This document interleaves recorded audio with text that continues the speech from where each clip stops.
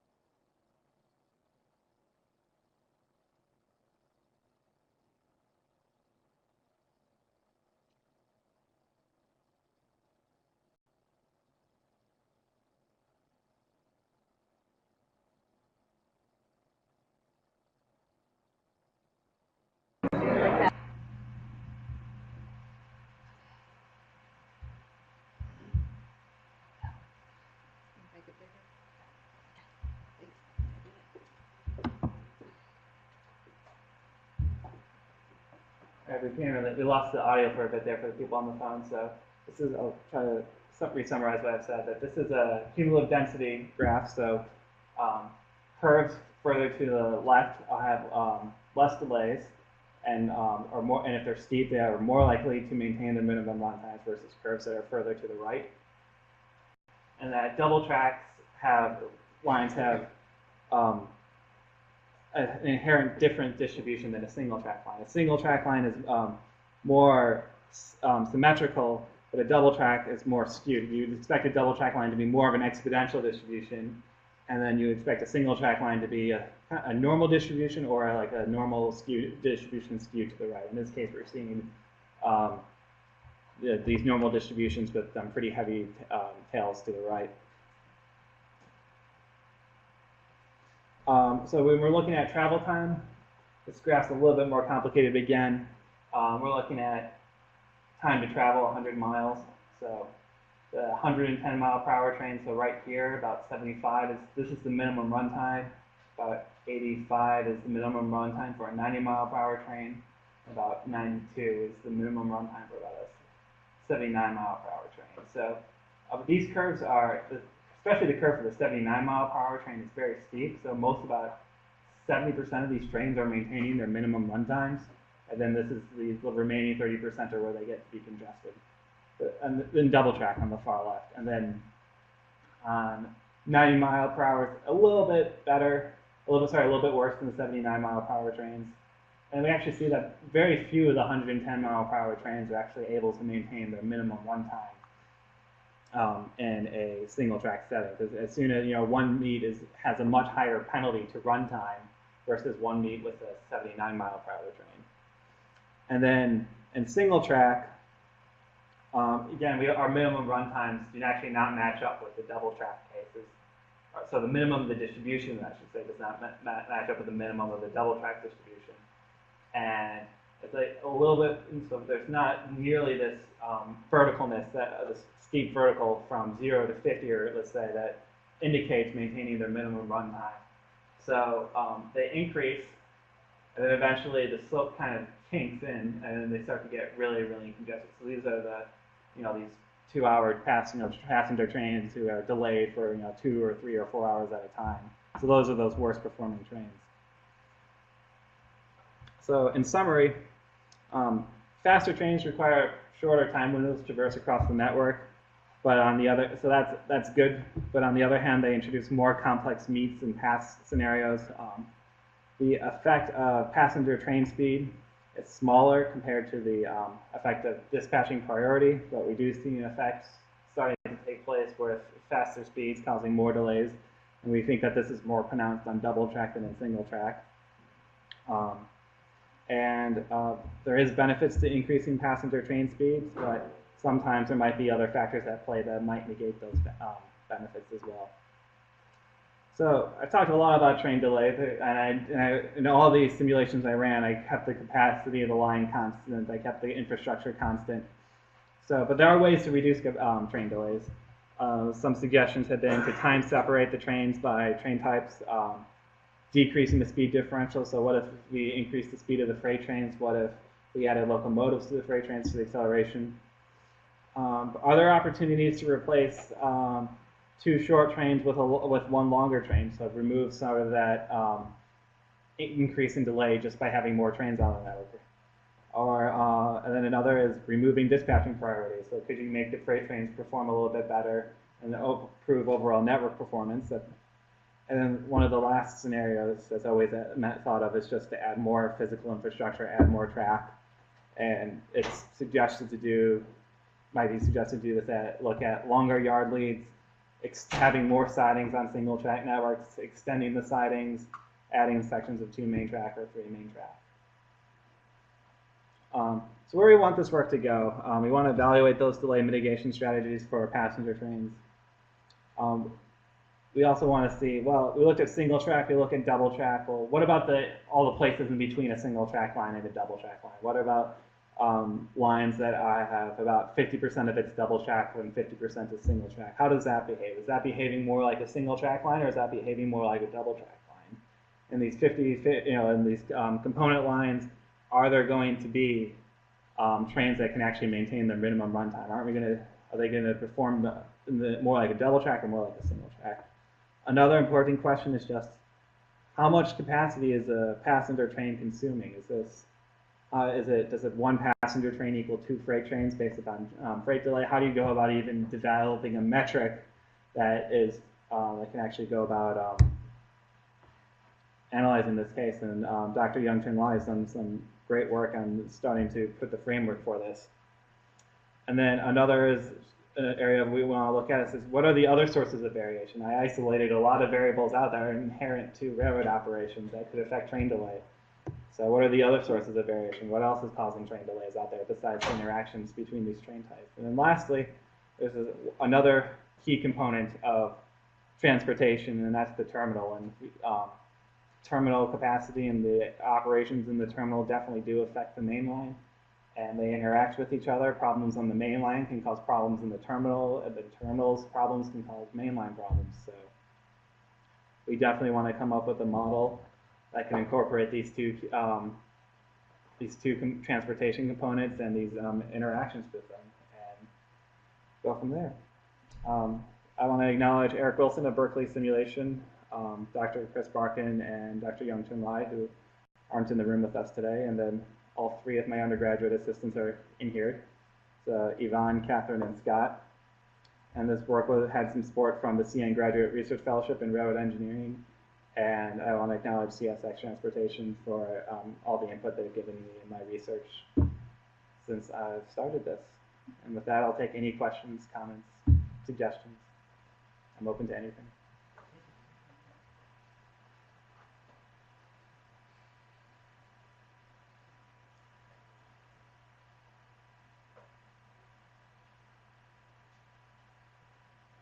Well, so one of the mitigation strategies pointed out was reducing speed differentials.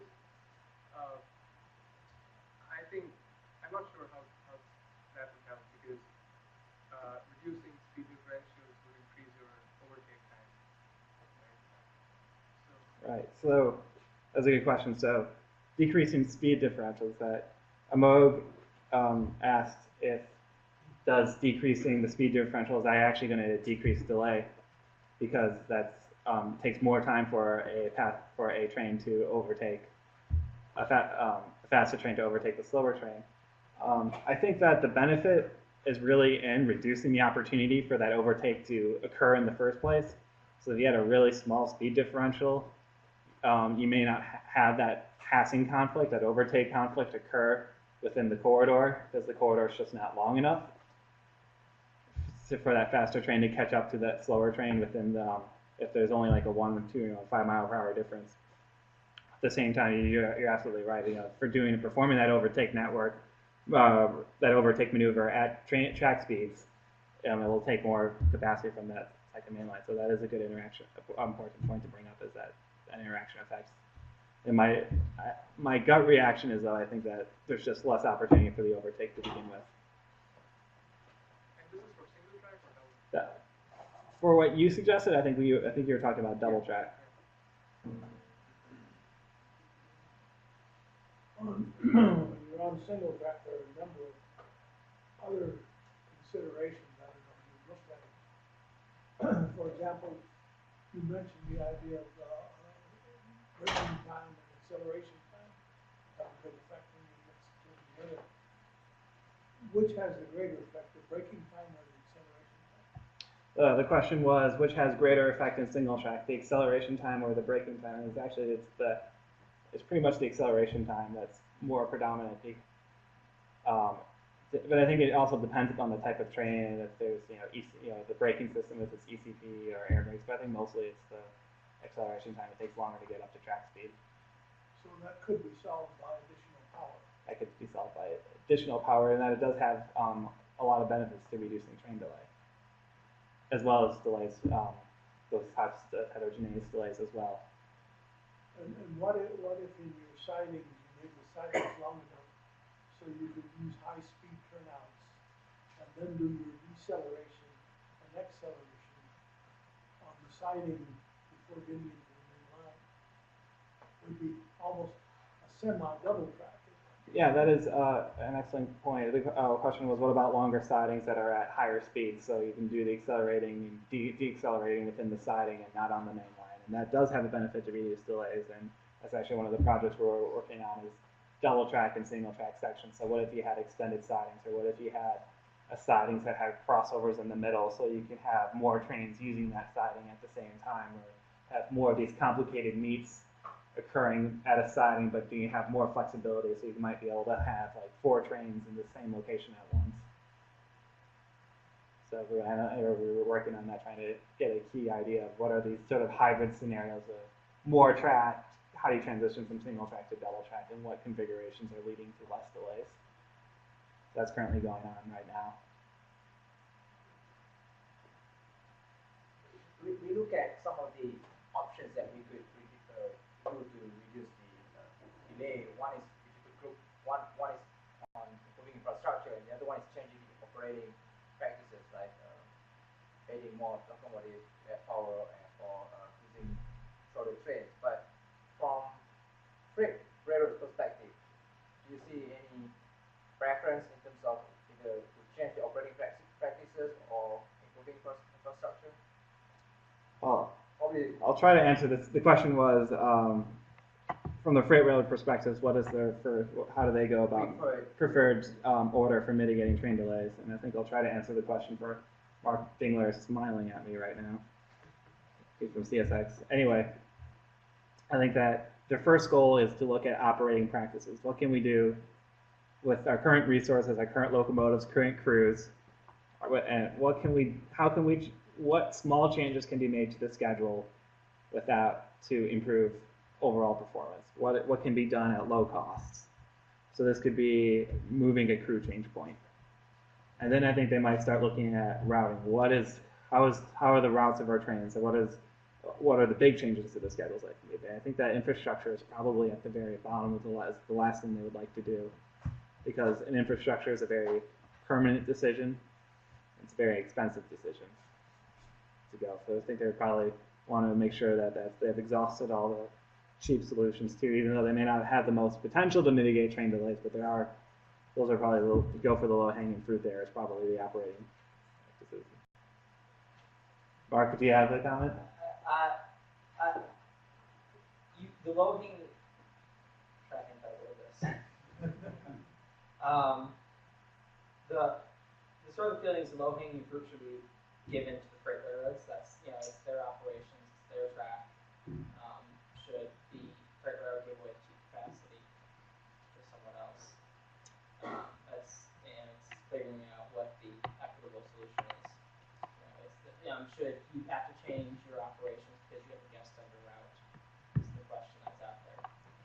So Mark's comment or response to Dr. Sott was, should the railroads have to change their operations and change their infrastructure just because there's passenger trains operating on the route, and shouldn't the railroads have the right to that low-hanging fruit, those low-hanging capacity improvements for their own trains versus for the passenger trains? And I'm not in a position to answer that question. It depends on the route and the situation. But there's multiple answers to that question. I think probably in an ideal world, you have your capacity improvement strategies all laid out for how to go from 20 trains per day to 30 trains per day and what each of them costs. Then you negotiate a cost-sharing plan to go from 30 to 40 and incorporating everyone's future desires. But that's probably too ideal of a world. That is a very important point you brought up, Mark. Maybe someone else will have a better answer than I do, I'm not sure. Following that up a little bit, if you have so much delay times here, does that, you schedule in the amount of time, say, for a passenger train, and one of the important things is reliability. And how much will that affect the reliability of the trains being operated on the schedule, because you're going to build in many of these delays when you make your schedules? The question is, how does delay factor into reliability with passenger trains? Yeah, and max speed. So in the simulations that we ran, we found that with a train, a 110 mile per hour train is penalized more than a 70 at a meet. Is penalized more than a 90 mile per hour train, and is penalized more than a 79 mile per hour train. There's just more time loss at a meet at a siding with the faster train speeds. However, there's definite improvements to overall average travel time, minimum, fastest travel time. So, but at some point, everyone gets congested, no matter how fast that passenger train is on a single track or double track network. There is the worst performing trains, the ones that run into the most congestion, will all kind of slow down to the same speed, regardless if it's 79, 90, or 110. So I think right here. So when we're looking at travel time, when we're at some, in this double track here, we're all three speeds. About 20% of the trains pretty much all perform the same way. So if you're talking about reliability, there's a greater range of travel times with 110 miles an hour on that double track line, and we also kind of see that a little bit with our single track line as well. But eventually, just things are congested the same amount. So you using a 100-mile-an-hour stretch here, or 100-mile stretch track. Say from here to Chicago, just as an example, it's a little over 100 miles. We probably have scheduled in, 5 station stops? Yes. Is there any way that you can schedule these in that will help reduce the delays on that?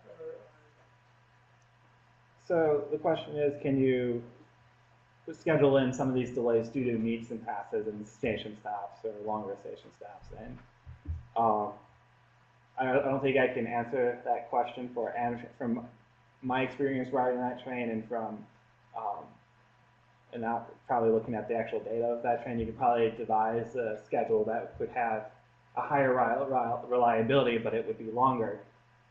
But Amtrak also has other marketing objectives when they create a schedule as an average. It's almost what they're telling their passengers, and they want to be seen as competitive to car travel and bus travel. So that's an objective, marketing objective, competitive objective of them as well, to have that speed, because they do have the potential to be on time for this route, and for the route between Chicago and Champaign, but also the potential by riding that train, that the the reliability may not be as what it as a passenger might want.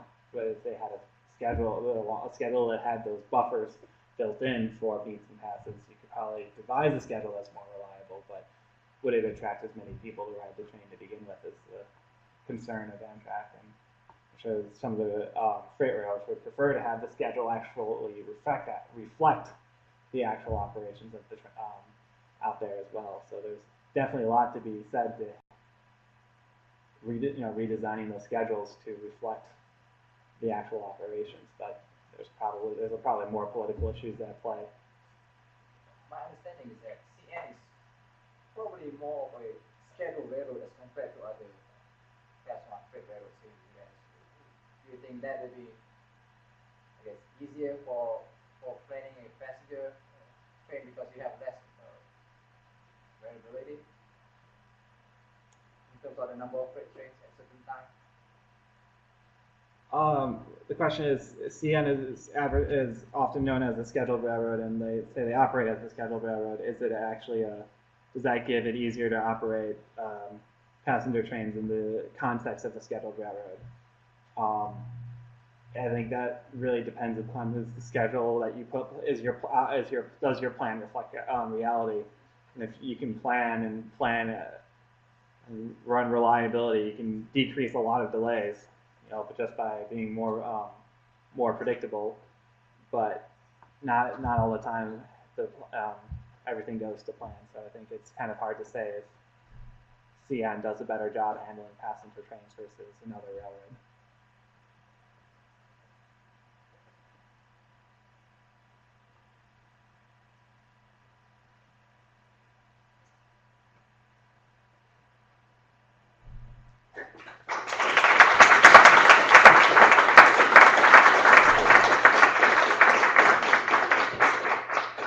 Thank you, Sam. Thank you. So if you have a question, they will raise it.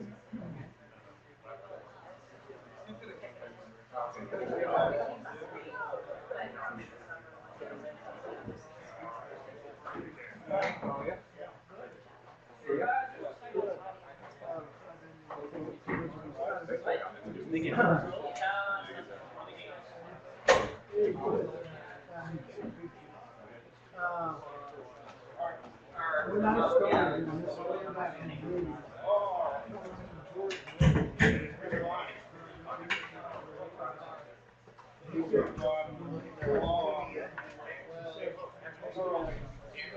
The other part of that is you could refer to the CN document. Amtrak sued CN. CN issued their response a couple days ago. The other thing, post-PRIA, doesn't matter. They're going to hammer you on schedule. They have 4 metrics: 900 minutes, delay miles per 10,000 train miles. That's on pure